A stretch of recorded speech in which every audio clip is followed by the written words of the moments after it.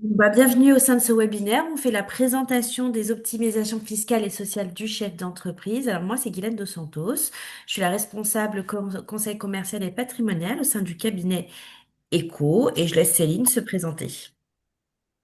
Alors, je suis Céline Ferreira, chargée conseil et commercial du cabinet ECO, et vous avez peut-être aussi entendu parler de Carlos Texera, notre expert comptable. Donc, nous représentons ECO pour toute la partie ingénierie comptable et ECO Patrimoine pour la gestion de patrimoine ainsi que Modus. Modus, c'est la plateforme par laquelle vous êtes passé pour vous inscrire à ce webinaire. C'est la seule plateforme collaborative dédiée au conseil aux petites entreprises. Nous sommes plus de 50 collaborateurs et nous conseillons plus de 1200 entreprises. Alors, je vous montre ce schéma pour vous indiquer tous les domaines d'intervention du cabinet ECO afin de vous apporter les meilleurs conseils possibles tout au long de notre relation.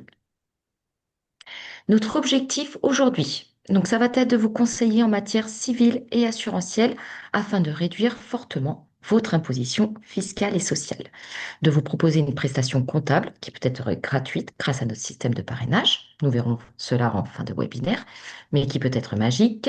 Ce qui va être important, c'est de ne pas attendre le bilan pour nous demander comment payer moins d'impôts. Il va falloir le faire quand on vous préconise de le faire.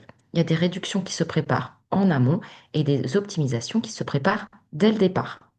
Ce qu'on va vous parler aujourd'hui, ce sont nos produits et nos optimisations. Vous pourrez toujours comparer à côté, mais ce n'est pas toujours la même chose. Vous pouvez toujours payer 20 euros hors taxes de moins par mois pour finalement payer plus de 30 000 euros de taxes de plus par an.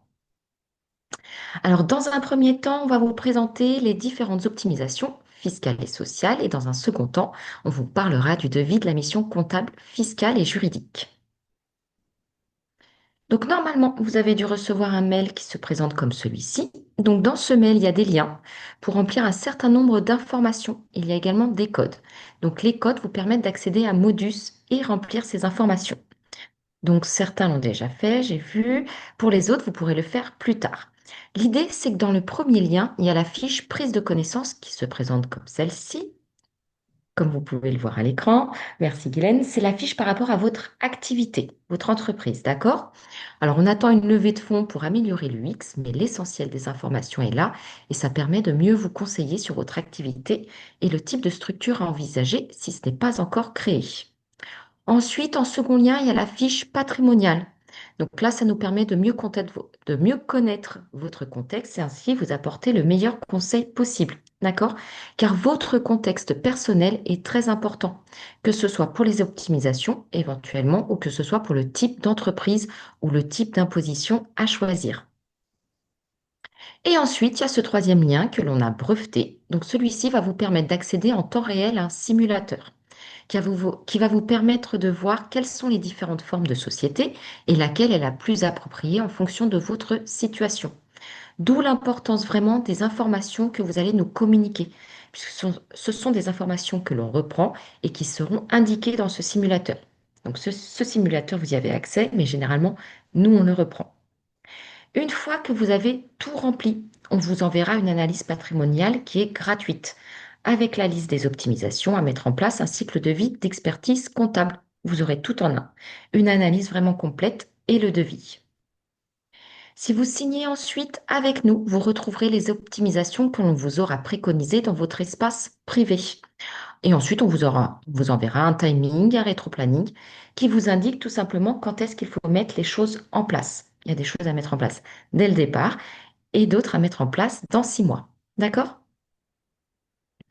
Donc, on va commencer par les optimisations fiscales et sociales du chef d'entreprise, que l'entreprise soit créée ou non. Si votre entreprise est créée, mais pas sur la bonne forme juridique, on verra comment on peut le corriger.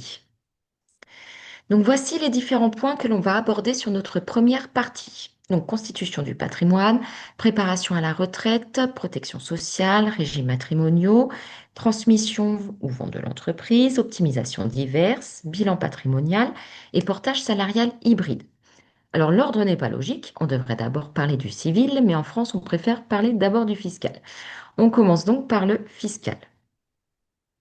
Donc, si la société avec laquelle vous gagnez de l'argent ou allez gagner de l'argent a de vrais salariés ou des associés, pour éviter les conflits avec vos associés, ou que finalement vos salariés profitent énormément de vos optimisations, puisque vous allez voir, ce sont des optimisations qui sont puissantes. Dans ce cas-là, on vous conseillera peut-être de mettre en place une holding avec une société sœur de conseil. D'accord? Ça sera à voir en fonction de vos besoins et de votre situation. Donc, nous allons aborder cette situation. Nous verrons également des croquis pour vous aider à mieux comprendre. D'accord? Ensuite, si vous êtes seul, c'est différent, mais on peut toujours défiscaliser sur une société unipersonnelle. Donc, comme vous pouvez le voir, on va commencer par tout ce qui est votre situation. Donc, si vous touchez des indemnités de France Travail sous forme de rente, on va éviter les statuts TNS, travailleurs non salariés. Donc, micro-entreprise, profession libérale, les EURL et SARL si vous êtes majoritaire. On partira plus sur une SASU à l'IS ou à l'IR.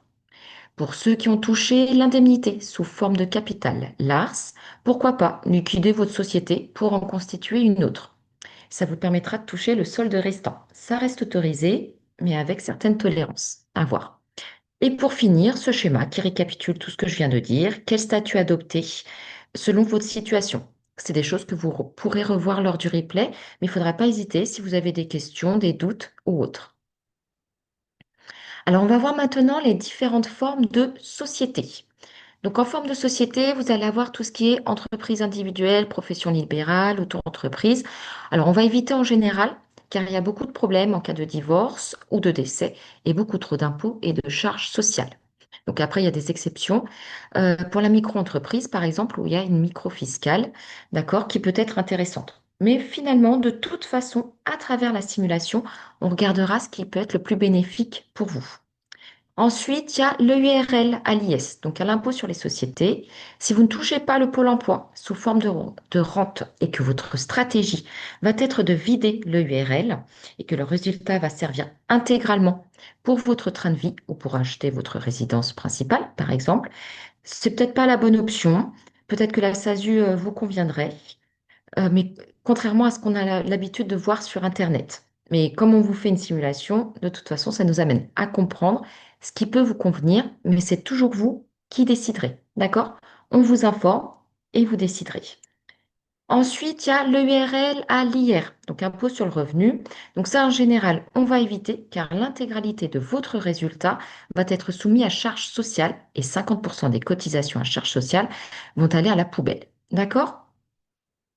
Ensuite, il y a la SASU à l'IS, impôt sur les sociétés. Donc pourquoi pas, si vous touchez le pôle emploi sous forme de rente, on va se poser la question, qu'est-ce qu'on fait à la fin de vos indemnités? Est-ce qu'on reste en SASU à l'IS ou pas? Il faut savoir que quand vous allez vous prendre une rémunération, la rémunération du dirigeant est soumise à 80% de charges sociales. Donc on verra quel est le montant ou sous quelle forme on va venir prendre cette rémunération. OK? Et enfin, la SASU à l'IR, a donc impôt sur le revenu. Donc pourquoi pas? C'est un statut hybride que peu de cabinets en France pratiquent. Ce statut peut vous permettre de gagner énormément, et encore plus si vous êtes marié avec des enfants. Donc nous, on a plus de 500 clients dans cette situation, et ça peut vraiment être intéressant. Alors, nous allons prendre l'exemple d'un freelance informatique tout au long de ce webinaire, puisqu'on en a vraiment beaucoup parmi nos clients. Donc, il a un chiffre d'affaires de 180 000 euros. À ce chiffre d'affaires, on déduit les frais généraux de 30 000. On obtient donc un résultat de 150 000 euros.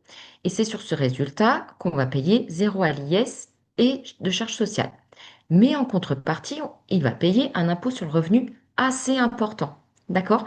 Donc certes, vous avez un impôt sur le revenu important, mais de l'autre côté, vous avez zéro. Donc vous pouvez être gagnant. D'accord? Parce qu'il faut savoir que c'est toujours plus simple de réduire l'impôt sur le revenu que l'impôt sur les sociétés. On a des réductions sur les deux, mais c'est toujours plus simple de réduire l'impôt sur le revenu. Ensuite, si vous avez de vrais salariés ou de vrais associés, pourquoi pas mettre une holding en place avec une société sœur de conseil, d'accord? Pour ainsi mettre en place les optimisations pour vous et pas pour les autres, ok? Vos salariés ou vos associés. Pour ceux qui vont plutôt opter pour une société à l'IS, il faut savoir que vous avez le droit à une réduction d'impôt de 18% du capital souscrit. D'accord? Donc, il faut quand même faire attention à ne pas prendre un capital social trop élevé, puisque ça reste de l'argent qui est bloqué et en plus, ça rentre dans le plafonnement des niches fiscales. Donc, vous ne faites rien sans nous en parler avant. OK? Et pour finir, voici un petit schéma qui vous explique pourquoi faire une holding avec une société sœur de conseil, justement. Donc, en synthèse de ce qui vient d'être dit dans cette partie, si vous touchez Pôle emploi et que vous avez besoin de sortir votre résultat, pourquoi pas une SASU à l'IR? Si vous touchez Pôle emploi et que vous souhaitez conserver le résultat dans la société, la SASU à l'IS ou à l'IR peut être intéressante. Tout va dépendre de vos besoins. Si vous ne touchez pas le Pôle emploi et que vous souhaitez sortir votre résultat, la SASU à l'IR peut être une bonne stratégie. Et enfin, si vous ne touchez pas le Pôle emploi et que vous souhaitez réinvestir le résultat, peut-être que le URL à l'IS avec une holding pourra être une stratégie intéressante. OK? Faut savoir en France, pour acheter une maison, les banques vont vous demander votre déclaration d'imposition pour connaître les revenus que vous avez déclarés. D'accord? Et c'est encore plus le cas quand vous avez une SASU à l'IR. Donc, si vous avez vraiment besoin d'un revenu pour vivre ou acheter votre résidence principale, la SASU à l'IR peut être vraiment l'option à envisager. D'accord? Par contre, si vous n'avez pas besoin de sortir de trésorerie, ou très peu, faut voir. Peut-être que la SASU à l'IR ou à l'IS, ou même le URL, peut être intéressante, mais encore une fois, cela va dépendre de votre situation, de vos besoins et de vos objectifs. Alors, je vous montre ce schéma que vous pourrez évidemment reconsulter lors du replay, qui va vous expliquer tout simplement pourquoi on va s'orienter vers telle ou telle société ou tel régime. Ce qui va être important ici, c'est ce qui est en bleu, d'accord? Qui sont les optimisations qu'on va venir mettre en place avant l'impôt sur le résultat et non pas après. Donc, grosso modo, l'immobilier vient avant et l'assurantiel intervient après. Ce qui m'amène à un schéma comparatif entre l'IR et l'IS, d'accord? Donc en général sur Internet, vous allez trouver ce qui est mieux entre une EURL, pardon, et une SASU. Mais c'est pas ça qui est important. Ce qui est important, ce sont vos besoins et ils vont évoluer, car votre situation va être amenée à évoluer. Aujourd'hui, vous êtes peut-être célibataire, sans enfant, et dans 3 ans, ce sera peut-être plus le cas. Donc, pour mieux comprendre ce comparatif entre l'IR et l'IS, on part tout simplement du chiffre d'affaires auquel on va déduire les frais généraux et donc on obtient un résultat d'activité. D'accord? Et donc, c'est sur ce résultat d'activité qu'on va venir prendre la rémunération de l'entrepreneur, donc votre rémunération. Par contre, on est d'accord, si vous touchez Pôle emploi, vous ne prenez pas de rémunération. OK? Ce qui fait donc qu'on obtient un résultat d'activité après rémunération. Et c'est donc sur ce résultat après rémunération qu'on va venir mettre nos optimisations. Et comme je vous disais, ces optimisations viennent bien avant l'impôt sur les résultats. Et de cette façon, on va pouvoir venir réduire votre impôt sur le résultat le plus fortement possible. Et c'est ce qui va nous permettre de réduire vraiment très fortement votre impôt sur le résultat. Donc, en fonction que vous êtes à l'IS ou à l'IR, voilà ce qui se passe. Si vous êtes à l'IS, d'accord, et que vous avez des projets d'un vrai investissement, bah pourquoi pas créer une holding pour ainsi l'investir dans d'autres domaines, que ce soit en France ou même à l'étranger, en immobilier. D'accord? Si vous êtes à l'IR, dans ce cas-là, partie de droite du tableau, le résultat vous appartient déjà et vous allez pouvoir sortir l'argent comme vous le voulez et l'investir où vous le voulez. D'accord? La stratégie est vraiment d'avoir le revenu net disponible dans le foyer le plus important possible, tout en investissant un maximum pour constituer votre patrimoine. Maintenant, je laisse Guylaine le soin de vous montrer les différents montages possibles. Merci. Alors, je vais vous montrer plusieurs montages, plusieurs schémas, disons. Certains que vous pourrez connaître, d'autres moins. Je commence par celui-ci, qui est celui le plus courant. C'est celui où vous détenez votre société. Ici, dans mon exemple, une SASU allière. Pourquoi? Puisque elle peut être vraiment très avantageuse si vous souhaitez donc acheter votre résidence principale ou si vous avez besoin de sortir toute votre trésorerie. Et qui va l'être encore plus bah, si vous êtes marié avec des enfants, puisque c'est en fonction de votre foyer. D'accord? Ensuite, une autre possibilité qui peut être envisagée, c'est le montage avec une holding. D'accord? Là, vous allez avoir votre société opérationnelle, d'accord, avec laquelle vous allez travailler, la société qui va dégager de l'argent, qui serait ici à l'IS. Cette société va être détenu par une holding. De cette façon, vous pouvez remonter le cash sur la holding qui détiendra d'autres sociétés, vous permettra donc de financer d'autres activités ou des projets immobiliers. D'accord? Et ensuite, une autre possibilité, c'est un statut hybride, mi-IR, mi-IS, mais il faut voir combien vous souhaitez gagner, combien vous souhaitez gagner, combien vous souhaitez investir. Il faut pas non plus le créer pour rien. Là, à titre d'exemple, donc vous avez donc votre société opérationnelle qui, ce coup-ci, est à l'IR, d'accord? Donc, vous gardez ce bénéfice d'IR et vous allez être détenteur de votre SASU, donc SAS, puisque vous allez être détenteur de votre SAS à titre perso, mais aussi via votre holding. Donc, dans mon exemple, 60% est détenu par vous-même à titre personnel et 40% est détenu par la holding. Pourquoi? Ça permet donc de conserver le bénéfice de l'IR, d'accord? Et ça permet que les 40% remontent sur la holding et ainsi, ce qui remonte sur la holding, que vous puissiez l'investir ailleurs. Et ces 40% de cette façon ne seront pas soumis à l'impôt sur le revenu, mais soumis à l'impôt sur société. D'accord? Euh, le taux de détention est vraiment à déterminer dès le départ. Donc, ça va dépendre de combien vous souhaitez investir, ok? Euh, à savoir qu'il est très important de garder un minimum à titre personnel à hauteur de 55% afin de conserver ce bénéfice d'hier. Sinon, ça vaut pas le coup. C'est un statut hybride encore une fois. Donc, si jamais il y a une différence de 1 000 € entre ce montage-ci avec plusieurs structures et un montage plus simple avec une SASU à l'IR classique, ne vous embêtez pas non plus à le faire pour rien.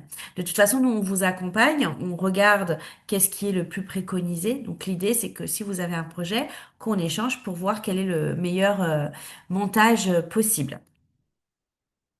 Ensuite, attention, on ne va pas faire de passage de l'IS vers l'IR. Il y en a plein qui vont se dire, bon, bah, l'IR est pas mal.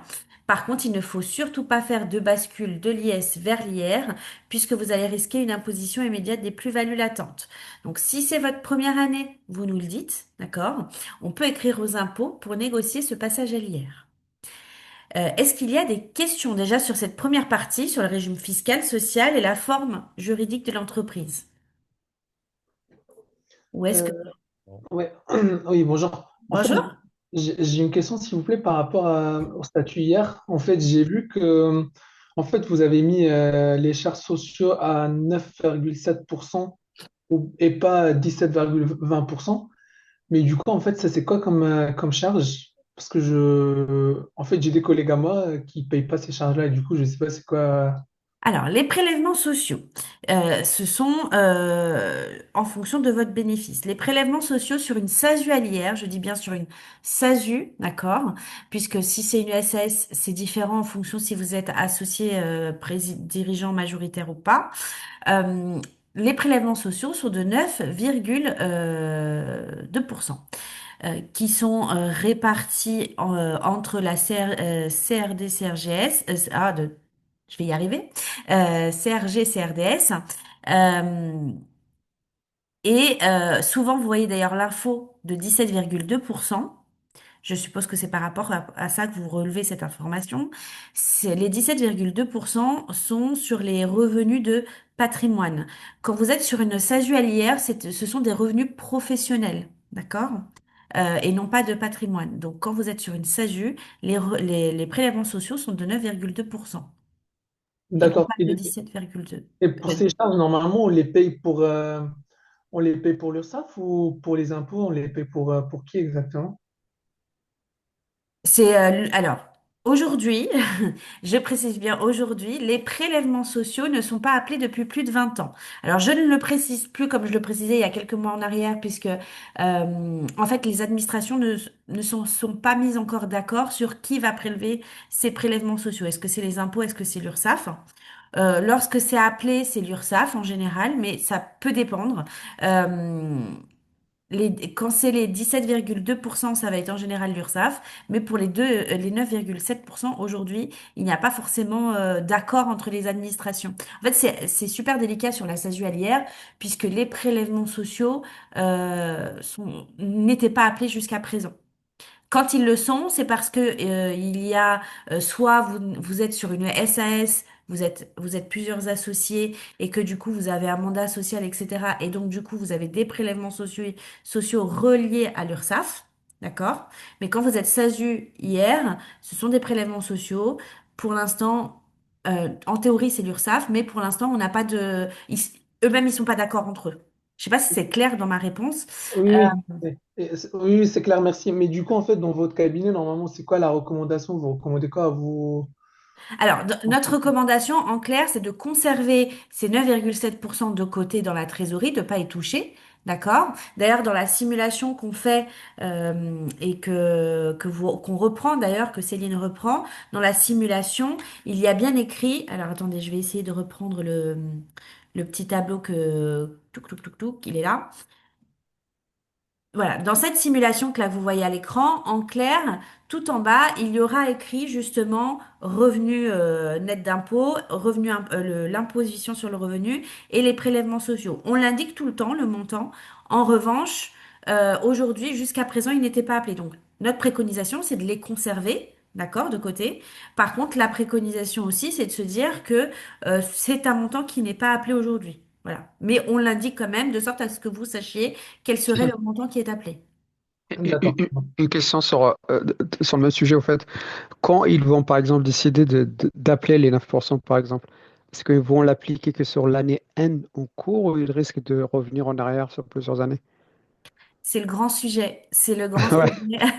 C'est le grand sujet Ouais, parce que jusqu'à présent, quand ils appellent, c'est parce qu'en clair, il y a eu un rattrapage, enfin, il y a eu un contrôle, etc.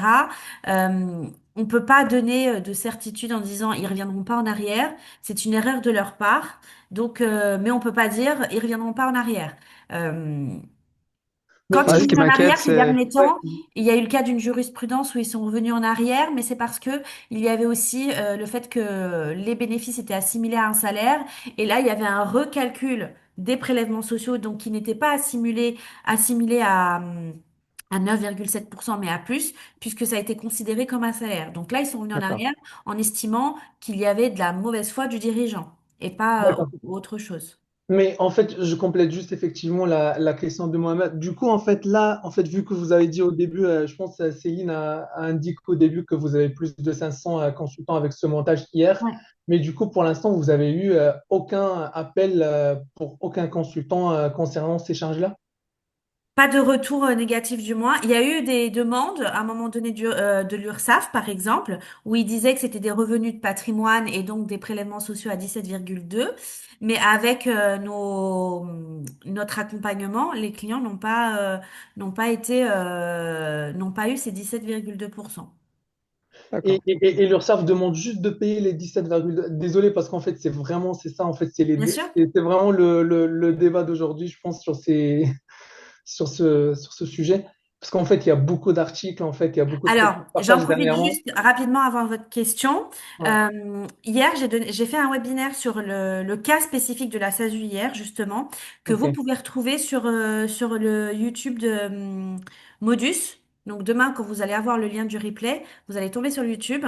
Et donc hier, j'ai fait un webinaire spécifiquement sur la SASU hier, justement. d'accord, Ça dure 20-30 minutes, je dirais, avec les questions, si on était à 30 minutes. ça Mais marche. je pense que justement, ça peut répondre à certaines interrogations puisque j'aborde justement les prélèvements sociaux. Je détaille vraiment tout en longueur, enfin tout en décortiquant, on va dire.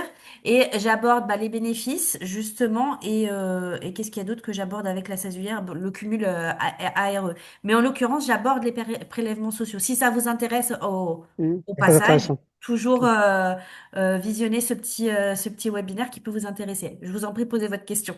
Ok, ouais, du coup, en fait, une dernière question par rapport à ça. Du coup, en fait, s'il y a par exemple en fait, des appels soit de la part de l'URSSAF ou qui que ce soit, en fait, est-ce que c'est juste pour payer voilà, les charges sociaux des années précédentes ou bien en fait, il y a aussi des redressements parce que, voilà, en fait, on n'a Alors, pas payé, ils quand il y considèrent a qu'on un n'a pas appel payé. d'URSSAF, Ouais, ça va être l'appel de l'année en cours et éventuellement des années précédentes s'ils s'en rendent compte, d'accord? ok. Euh, Dans l'autre sens, ce qui peut se passer, c'est que vous ayez un redressement et que suite au redressement, on vous demande de payer tout le reste. Sinon, c'est l'URSSAF qui va vous demander et va vous demander éventuellement un rattrapage. Ok, D'accord? ok, ça marche. Merci. Voilà. Je laisse Céline reprendre sur la rémunération. Alors, pardon, on va passer à la rémunération. Donc non, la rémunération à prendre n'est pas celle qui va vous faire payer moins d'impôts. D'accord? Première chose, si vous avez Pôle emploi, il ne faut pas prendre de rémunération. OK? Donc pas de fiche de paie. Pareil pour les TNS, pas de rémunération pour les travailleurs non salariés.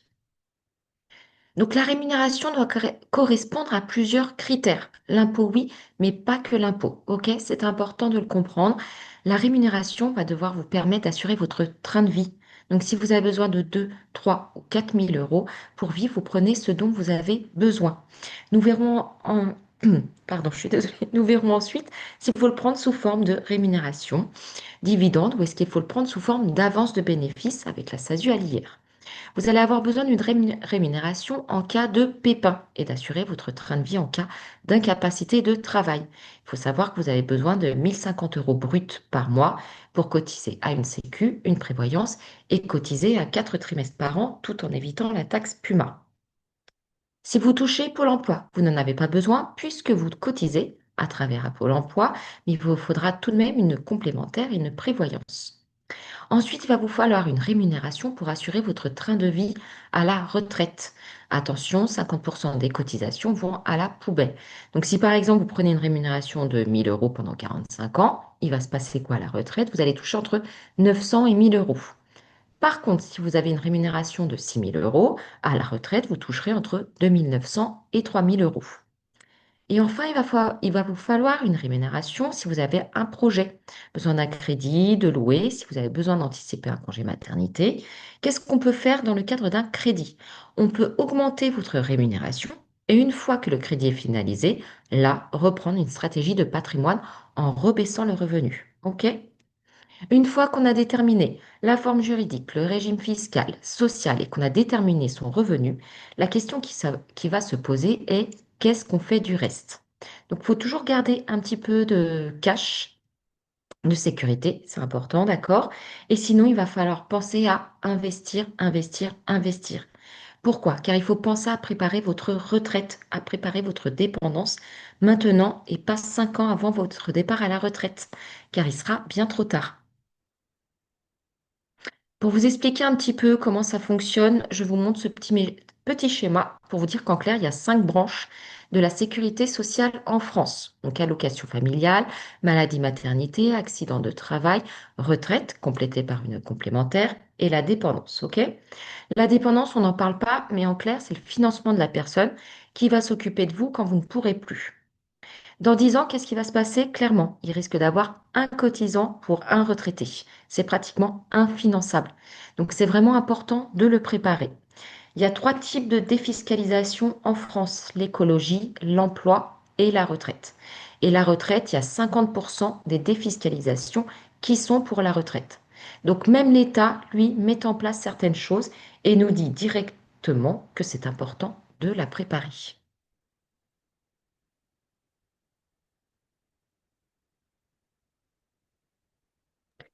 Ce qui va nous amener à la préparation justement à la retraite et aux optimisations fiscales. Donc avant toute chose, on va attirer votre attention que comme tout placement, il y a un risque. L'immobilier va fluctuer. Aujourd'hui, vous pouvez très bien acheter ici, demain ce sera là. Donc il faut toujours regarder sur le long terme, c'est important. Les placements, c'est pareil, d'accord? Autre chose, il faut pas non plus aller vers une solution uniquement à cause de sa fiscalité. Il faudra toujours aller le bon placement et la bonne fiscalité. C'est comme un peu pour l'immobilier. Vous pouvez très bien acheter de l'immo en défiscalisation. Je prends l'exemple du Pinel qui aujourd'hui n'est plus commercialisé. Mais ceux qui l'ont acheté il y a quelques années en arrière, s'ils ont acheté au fin fond de la France, ils vont avoir leur défiscalisation. Et par contre, au bout des 6, 9 ou 12 ans, lorsqu'ils voudront revendre, ça sera peut-être un revendable. Donc le bon placement et la bonne fiscalité, c'est ça que ça veut dire en l'occurrence.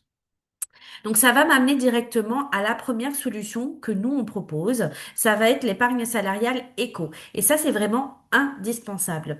C'est une défiscalisation qui va être à court moyen terme, mais qu'il faut mettre en place tout de suite. Pourquoi? Puisque ça va permettre une défiscalisation de 80 jusqu'à 98 000 euros en N+1.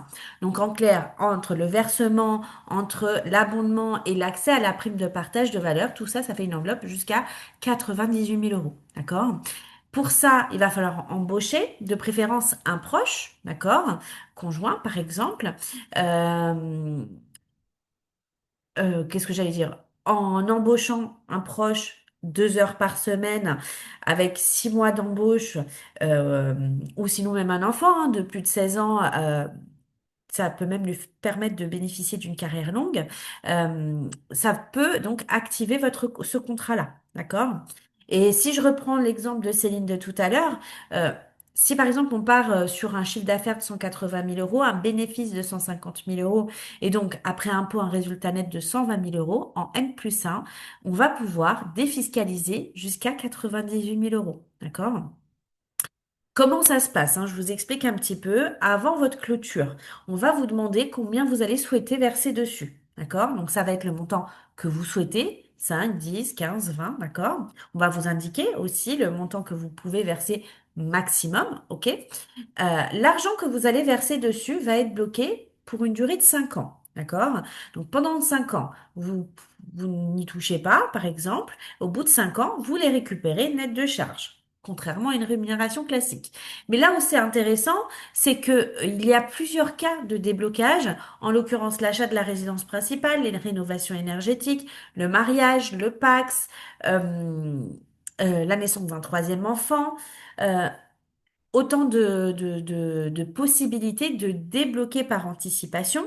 En l'occurrence, si vous voulez acheter votre résidence principale et que vous avez versé 30 000 euros dessus, au bout de 2 ans, donc vous n'êtes pas obligé d'attendre les 5 ans, au bout de 2 ans, vous récupérez les 30 000 euros net de charge. Encore une fois, contrairement à la rémunération. Lorsqu'un dirigeant d'une SASU, par exemple, se prend une rémunération, je parle bien rémunération, salaire, hein, je parle pas de bénéfice, vous allez avoir des charges sociales dessus.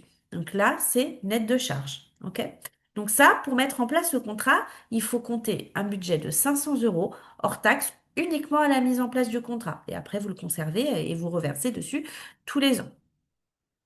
Ensuite, autre option, il va y avoir l'immobilier. Donc là, c'est plus une stratégie à long terme, d'accord? En l'occurrence, vous avez un locataire, vous avez un emprunt, locataire qui va vous payer l'équivalent de votre emprunt. Admettons, on part sur une base de 1 000 euros, donc un loyer de 1 000 euros, un emprunt de 1 000 euros. Là, ici, vous voyez bien que vous ne gagnez pas de cash. Donc, on va pas faire une stratégie pour défiscaliser sur du cash que vous n'avez pas gagné. Donc, on va plus s'orienter vers une stratégie à l'IS. Je vais vous expliquer après pourquoi.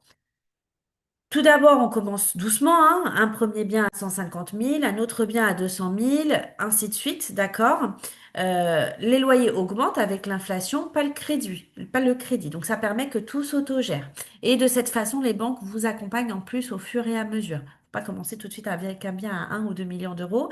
Déjà, vous avez peut-être pas les reins assez solides et les banques n'aiment pas du tout cette stratégie-là. Donc, faut y aller petit à petit. Pourquoi on passe sur une stratégie à l'IS? Puisqu'elle sera en fonction de votre résultat, mais du coup sur un plus faible résultat, d'accord? Et vous allez payer approximativement 15% d'IS et vous ne paierez pas donc d'impôt sur le revenu dit de charges sociales, contrairement aux achats en direct, où là c'est soumis aux revenus fonciers. Les revenus fonciers, on y vient. On va éviter en général, donc par exemple la partie de gauche, pourquoi? Puisque dessus, il n'y a pas d'amortissement comptable. Donc en clair, vous allez payer en fonction de votre TMI, donc taux marginal d'imposition. Si cette TMI est à 30%, vous allez payer 47% d'impôt, alors que vous n'avez pas gagné de cash, puisque vous allez déclarer un revenu de 1 000 euros, alors que vous avez un crédit de 1 000 euros. Mais le crédit, lui, ne rentre pas dans les charges intégralement. D'accord? Si vous souhaitez investir en direct, on va plutôt aller vers des locations meublées. Ce que je vous dis là, c'est valable pour cette année 2025, hein. À tout moment, la stratégie peut changer, hein, avec les lois de finances.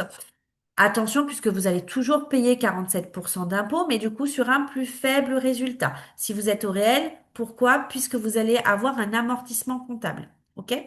Donc attention. aux locations courte durée, puisqu'il y a le risque des TVA, ok?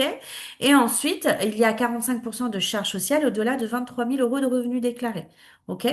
Encore une fois, si vous avez l'intention de vendre votre bien, pareil, on fera attention, puisque la location meublée non professionnelle est soumise à réintégration de l'amortissement comptable suite à la loi de finances de 2025.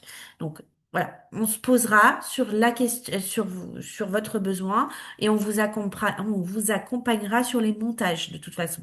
L'idée, c'est que lorsque vous avez un projet, vous nous demandez qu'est-ce que nous, on va préconiser, puisque notre conseil est vraiment dans notre mission, on y reviendra vraiment à la fin.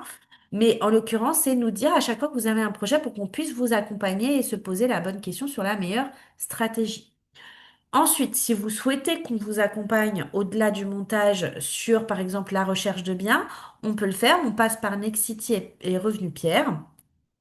Et si vous voulez qu'on vous accompagne sur le financement, si vous avez un peu du mal à trouver une banque, n'hésitez pas, on est courtier, on peut vous rediriger vers nos partenaires. Ensuite, la troisième stratégie, ça va être le PER éco. C'est quoi? C'est le plan épargne retraite éco, euh, qui lui va bénéficier d'une défiscalisation immédiate. Pour rappel, l'épargne salariale qu'on a vu deux slides plus tôt va vous permettre de défiscaliser jusqu'à 98 000 euros, mais en N plus 1. Donc, qu'est-ce qu'on va faire en N? On va vous faire une simulation pour voir combien vous allez payer d'impôts sur le revenu. Si on s'aperçoit que vous allez payer beaucoup d'impôts sur le revenu, on va vous proposer de verser sur le PER Éco, qui va être le même produit que l'épargne salariale. Donc ça, c'est vraiment super avantageux, puisque quand vous allez mettre l'épargne salariale, vous allez avoir aussi le PER Éco. Donc vraiment, une solution avec deux stratégies différentes. Une qui va permettre de défiscaliser en N plus 1 et l'autre qui va permettre de défiscaliser tout de suite en année N. OK?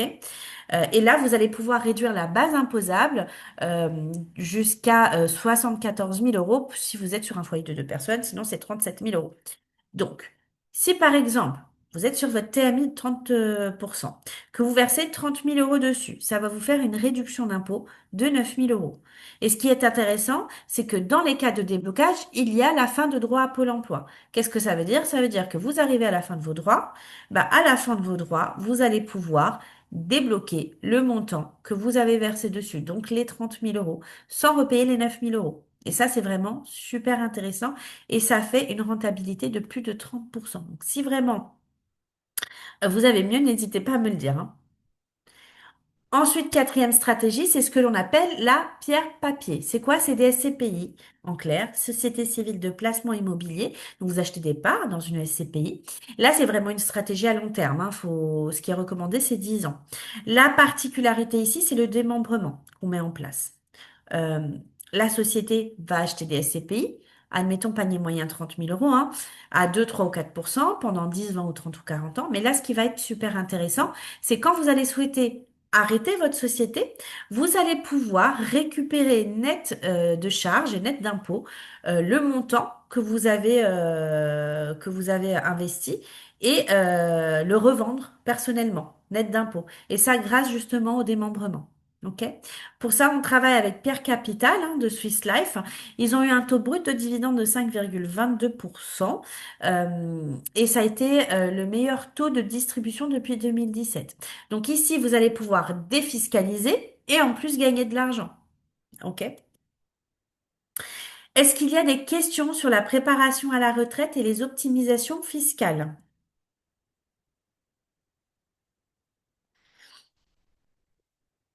Non? Parfait. OK. Euh, on va passer à tout ce qui est protection sociale, hein. On sait en général, bon, les banquiers, les assureurs, ils vous en parlent ils vous en parlent régulièrement, bon, en général, on a peur d'y aller parce qu'on se dit ils veulent nous vendre quelque chose, etc. Mais ils ont raison sur quelque chose. Il faut avoir une mutuelle santé, il faut avoir une prévoyance quand on est travailleur non salarié, puisqu'on n'est pas couvert en l'occurrence. Donc finalement, on ne sait pas ce qui peut se passer demain. Donc, si vous avez par exemple Pôle emploi et que vous avez un pépin grave, est-ce que vous avez assez pour vivre jusqu'à la retraite? D'accord? C'est la question qu'il va falloir se poser. Donc, il faut prévoir une prévoyance complémentaire qui puisse vous couvrir, puisque vous êtes travailleur non salarié, donc vous sortez un petit peu des sentiers battus, et donc il faut prévoir. Nous, on va vous proposer, si vous le souhaitez, vous faire un devis, hein, pour ceux qui touchent Pôle emploi, si vous avez une SASU, même avec une faible rémunération, d'avoir une couverture minimum de 3 000 € par mois. Comme ça, s'il vous arrive quelque chose, vous allez pouvoir toucher 3 000 € par mois jusqu'à votre retraite, d'accord? Et alors que vous ne pourrez plus travailler. Ensuite, on vous parlera aussi de la RCP. C'est quoi? C'est la responsabilité civile professionnelle. Alors, c'est pas obligatoire du tout pour tous les métiers, du moins.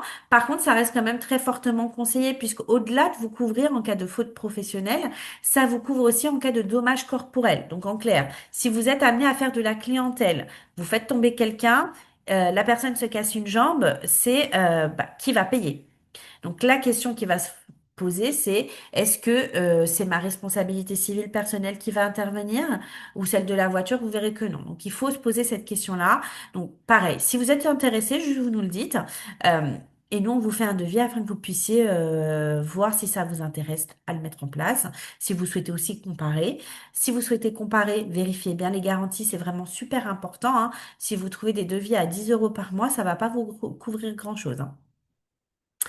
Ce qui m'amène à un peu de civil. C'est très très important. C'est le mandat posthume et protection future. C'est du civil. C'est notre devoir de conseil, hein. On n'y gagne rien. C'est savoir qu'est-ce qu'il arrive à votre compte bancaire, personnel ou professionnel, en cas de décès ou invalidité. Si vous êtes marié, en fonction de votre régime marital, la banque peut tout bloquer, d'accord? La succession peut durer jusqu'à 2 ans. Par contre, le fisc va continuer à servir. Donc, il faut aller voir le notaire. Ça va vous coûter entre 300 et 500 €. Il va vous conseiller, d'accord? Il va mettre certaines choses en place, mandater éventuellement une personne pour continuer à faire fonctionner vos comptes quand vous ne le pourrez plus. Ce qui m'amène au régime matrimonial et à transmission de l'entreprise dans un second temps. Dans un premier temps, on se protège nous, d'accord, en tant que dirigeant. Ensuite, on va protéger son bien-aimé. Si vous êtes marié, si vous êtes pacsé, il ne faudra pas libérer le capital social à partir d'un conjoint ou individu.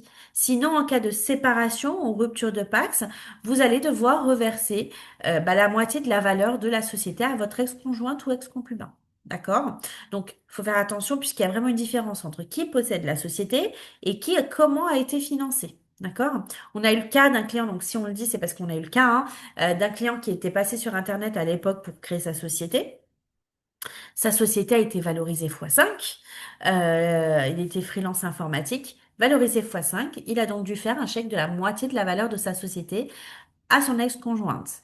Si je reprends mon exemple de tout à l'heure du freelance, bénéfice de 150 000 €, valorisé x5, ça fait 750 000 €, soit moitié 375 000 €. Donc, en voulant économiser d'un côté, vous pouvez perdre de l'autre. C'est du droit. En fait, l'expertise comptable va au-delà de la comptabilité, puisque ça reste du droit civil, du droit des affaires et bancaires, même assurantiel, par exemple. Donc, laissez-vous vous guider.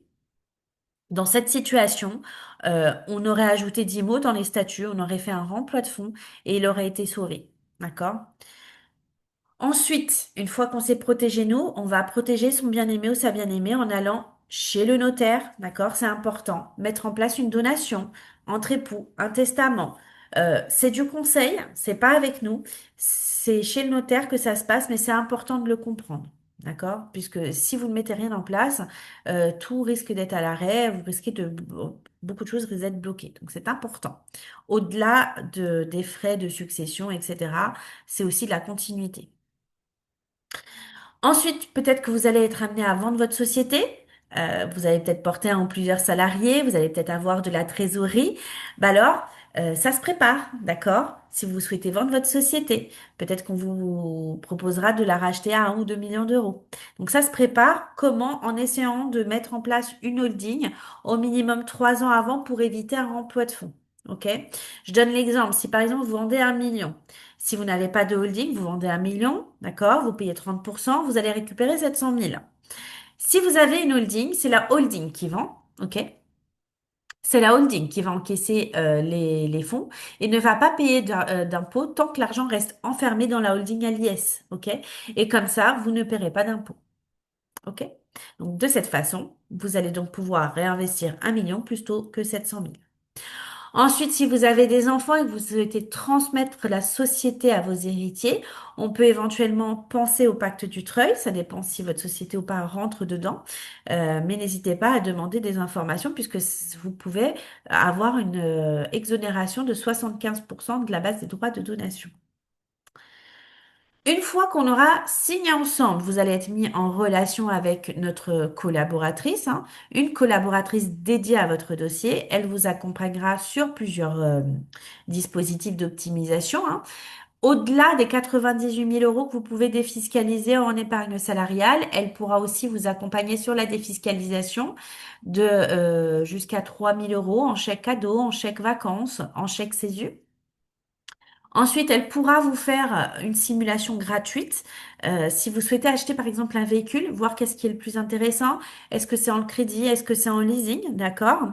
Et elle pourra aussi vous accompagner sur vous, si, et voir si vous êtes éligible ou pas à la récupération de la TVA, puisque il y a la nouvelle réglementation qui est passée en avril, qui dit qu'il est désormais possible de récupérer de la TVA sur les véhicules mis à disposition des salariés. Donc si vous avez des salariés, peut-être que vous en êtes éligible. Donc voilà. Et ensuite, si vous avez des enfants de bas âge, faut savoir que vous pouvez prendre en charge les frais de crèche de votre enfant jusqu'à 18 000 euros. 18 000 euros qui vient donc réduire directement la base imposable de 18 000 euros et en plus bénéficier d'une réduction d'impôt de 50%, soit de 9 000 euros. Donc réduit la base imposable des 18 000 et en plus une réduction d'impôt. Donc voilà. Et on pourra vous faire un bilan patrimonial également. En général, ça concerne les plus gros patrimoines, mais si vous êtes intéressé pour avoir une simulation, par exemple, de votre future retraite, de vos indemnités journalières, de droits de succession, par exemple, on peut le faire aussi. On est là pour ça. Et enfin, on pourra vous mettre en place un portage salarial hybride. Donc là, ça concerne essentiellement pour les freelances informatiques, je vais y arriver. Uniquement pour ceux qui sont en SASU et qui ne touchent pas Pôle emploi. Je vais expliquer pourquoi. Ça va permettre d'avoir la protection sociale du salarié et d'avoir les avantages économiques du freelance. Comment se fait ce montage? Vous avez votre client que vous facturez directement avec votre société. Donc, votre SASU facture votre client. Ensuite, la société de portage vous facture vous, de sorte à ce que la société de portage vous reverse à vous un salaire directement. Votre client, lui, ne voit rien, c'est invisible pour lui, puisque c'est bien votre SASU qui le facture directement. En alliant les avantages du salarié et du freelance, vous allez pouvoir continuer de cotiser à la retraite, mais également d'avoir une cotisation à France Travail, d'obtenir aussi un prêt plus facilement avec des fiches de paye, ok, même plus élevées, adaptées à votre projet, tout en ayant les optimisations sur votre société. Et ça peut être vraiment très intéressant. Il y a trois scénarios de portage hybride. Le premier, c'est vous démissionnez. Vous souhaitez Pôle emploi, bah alors vous démissionnez. On vous fait un portage pendant 4 mois. Et de cette façon, on peut lancer la création de la société. Deuxième scénario, vous souhaitez cumuler les avantages du freelance et de la protection du salarié. Alors là, on va vous faire un portage à hauteur du salaire minimum conventionnel, OK? Et ensuite, le troisième, c'est que vous avez un projet, par exemple immobilier, faire un crédit, et vous avez donc besoin de fiches de paye plus élevées. Bah, dans ce cas-là, on mettra en place un contrat de sorte à ce que vous puissiez avoir des fiches de paye correspondant et un salaire correspondant à ce que vous avez besoin pour votre projet. Donc pour ce montage, Echo est apparu il y a quelques années déjà sur Décideur TV et tous les ans sur Le Parisien et l'IFEC. En conclusion de cette première grande partie, on va vous accompagner dans la mise en place des optimisations, hein, civiles, fiscales, sociales, mais toujours en fonction de votre situation. L'épargne salariale éco vous permet de défiscaliser sur l'année N+1 jusqu'à 98 000 euros. Le PER éco vous fait défiscaliser par personne jusqu'à 37 000 euros par an. Donc, vraiment, n'hésitez pas, puisqu'on est là vraiment pour vous accompagner et même vous faire les simulations si vous souhaitez savoir combien vous pouvez verser dessus ou combien vous souhaitez défiscaliser. Est-ce qu'il y a des questions sur cette partie-là, sur les optimisations fiscales et sociales du chef d'entreprise?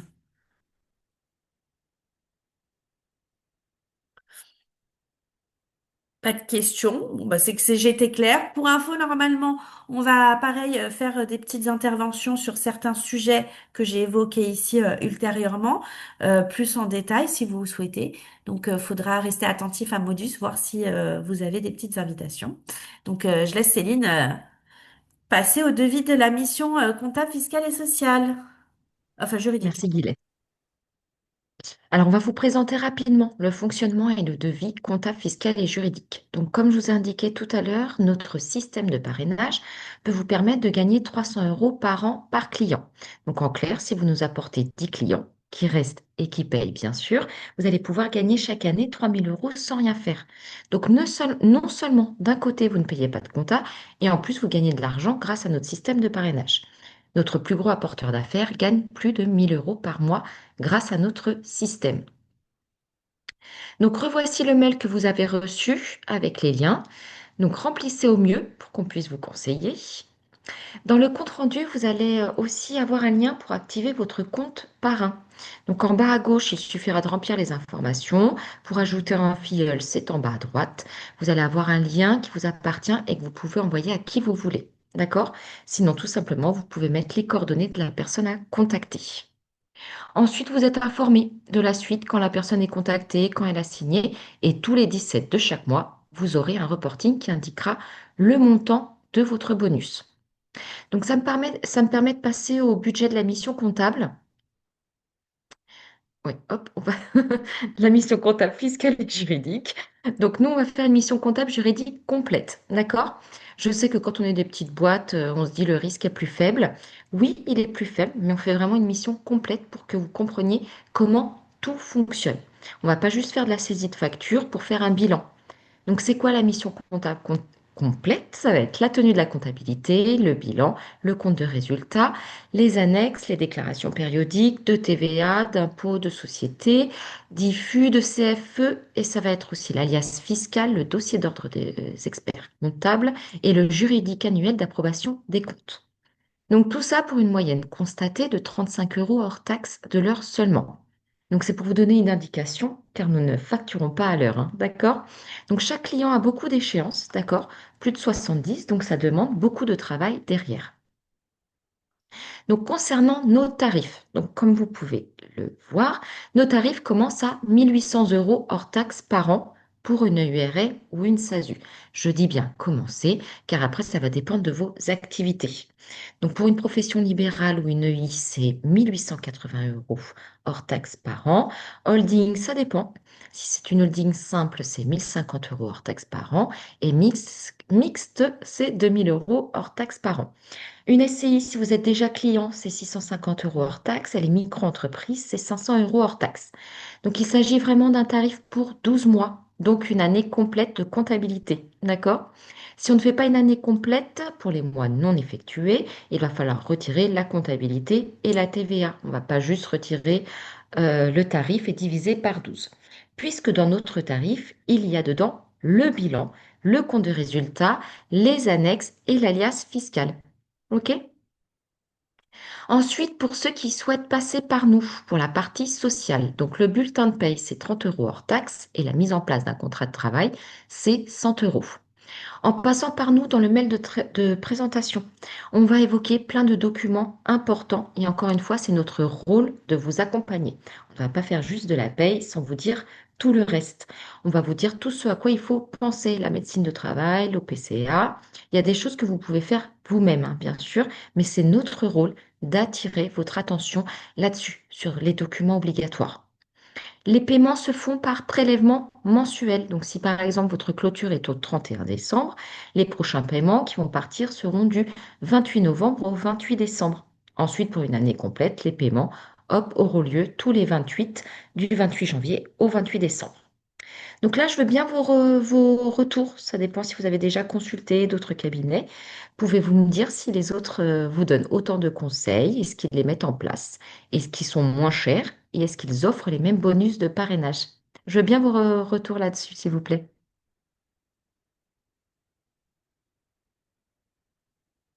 Non, j'ai pas de retour. Pour ma part, j'ai pas encore fait de comparatif. D'accord, merci. Non, moi j'ai eu deux comptables. déjà pour la première et la deuxième partie, la première et la deuxième entreprise, c'est vrai que c'est un peu variable. Chaque cabinet comptable avait une façon de faire, etc. Ce qui était plus compliqué pour le premier, par exemple, c'était la paperasse. En gros, le papier, c'était à nous de le faire. C'est-à-dire, c'est à nous de saisir les infos dans un tableau Excel avec tout le... Ça prenait beaucoup de temps, à vrai dire. C'était un peu embêtant. Il fallait qu'on envoie manuellement par mail, etc. Pour les tarifs, c'est vrai, c'était moins cher, mais ça manquait de conseils. Et surtout que nous, ce qu'on cherche en ce moment, c'est avoir des bons conseils. Être accompagné pour le bon montage fiscal, pour surtout si on a envie d'acheter une voiture, quel est le bon modèle, qu'est-ce qu'il faut faire, qu'est-ce qu'il faut surtout pas faire. Et c'est vrai que ça, on l'a pas eu. Enfin, moi, je parle de mon expérience, je n'ai pas eu ça malheureusement. D'accord, merci.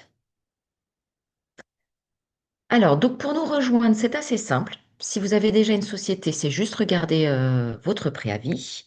Certains ont des préavis de 10 jours, d'autres de 3 mois. Donc, il faut regarder, est-ce que ça vaut le coup ou pas de nous rejoindre dès maintenant, même avec un préavis de 3 mois, pour mettre en place les optimisations. Alors, comment est-ce qu'on fonctionne? Avec des conseils en amont, c'est important. Première chose, aucune question n'est bête. Ce qui est bête, c'est de ne pas en poser pour justement avoir tous ces conseils en amont. Il faut savoir que jusqu'à 7 personnes vont suivre votre dossier.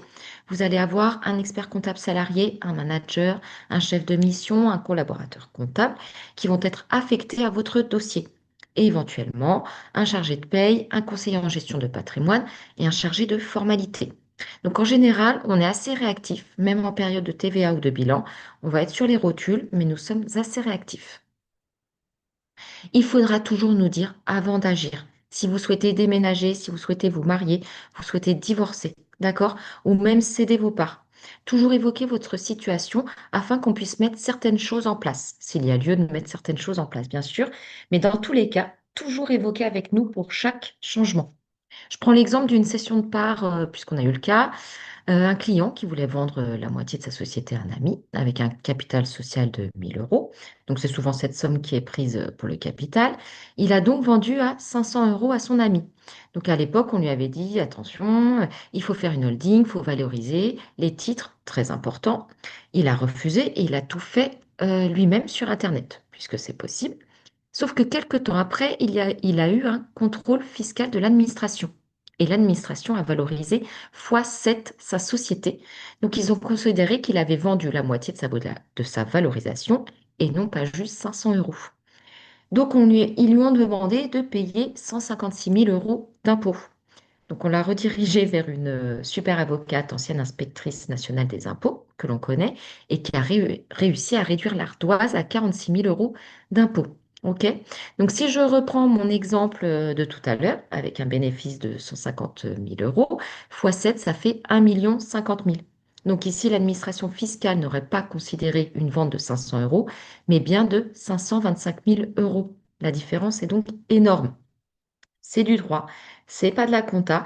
Donc des fois, il ne faut pas essayer d'économiser 300 ou 400 euros d'un côté, même si le risque est faible, il existe et on est là pour ça. Ensuite, merci d'être sympa avec votre cabinet comptable. Plus vous allez être sympa, plus vous allez avoir de conseils. On a un devoir de conseil et d'information. Donc c'est vraiment la loi et on va vous dire ce à quoi il faut faire attention.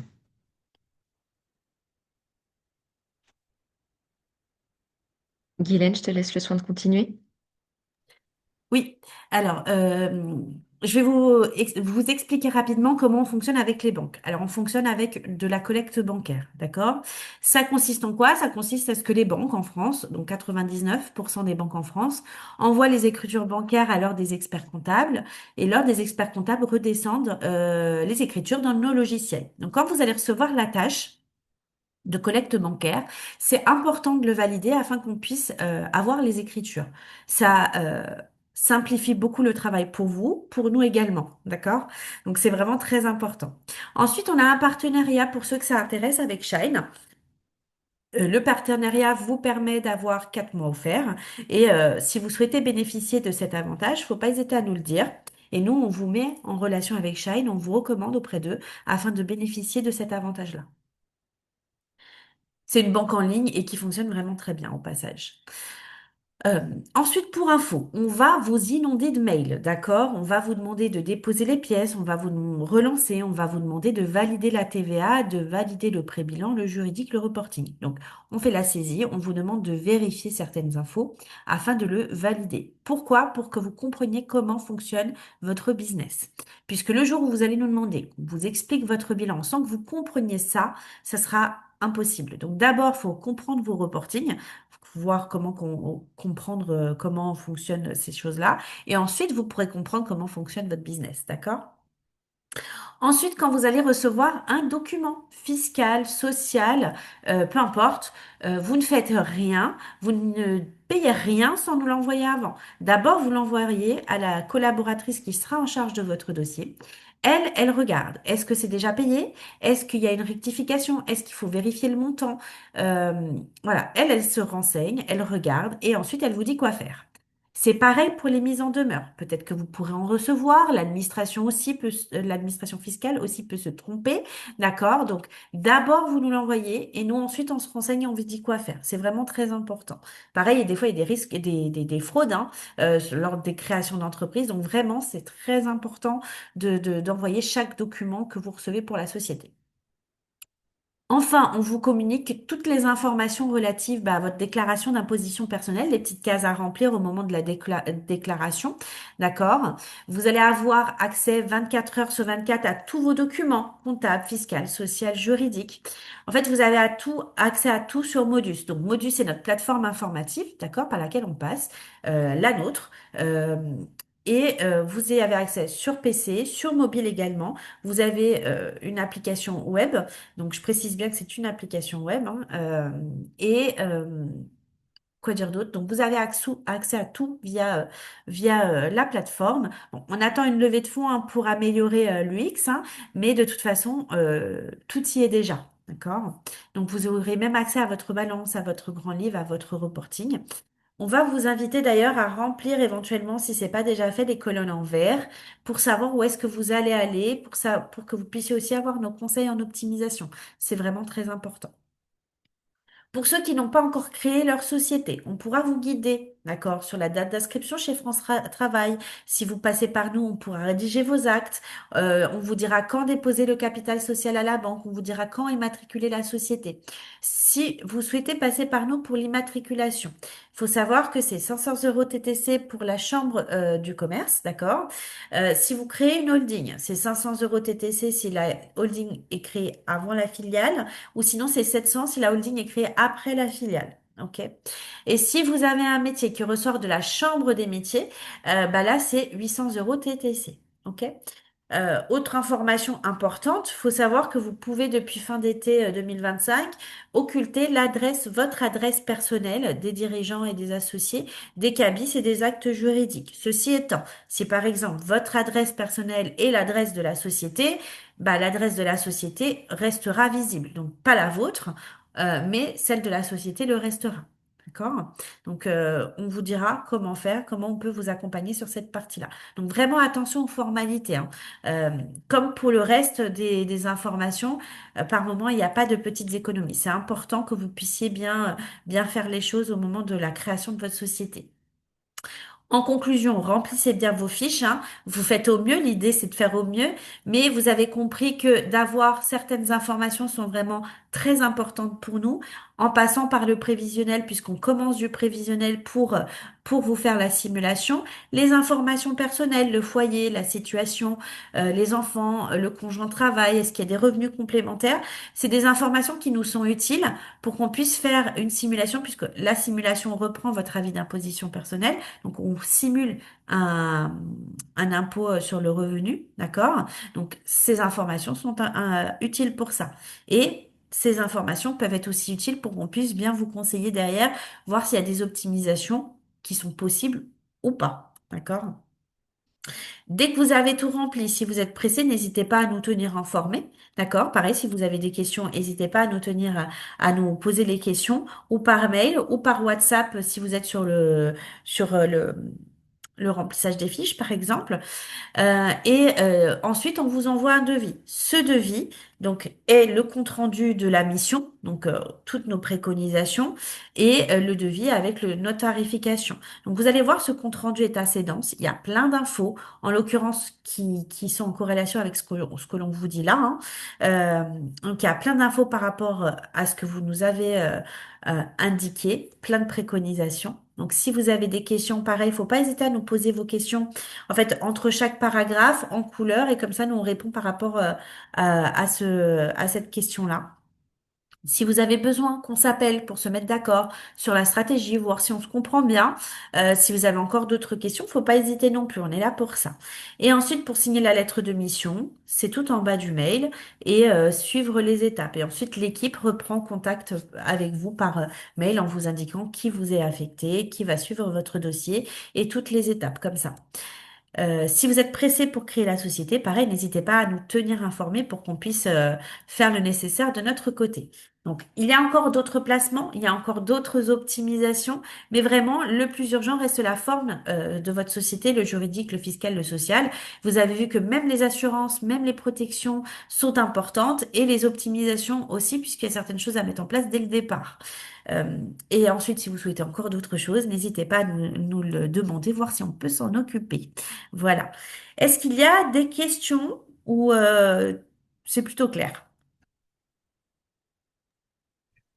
Moi, j'ai une question d'ordre général au fait. Comment ça marche pour la suite, vu que, par exemple, je prends mon cas en particulier, je Oui. compte créer mon entreprise, je pense, bah, l'année prochaine, je ne sais pas encore quand.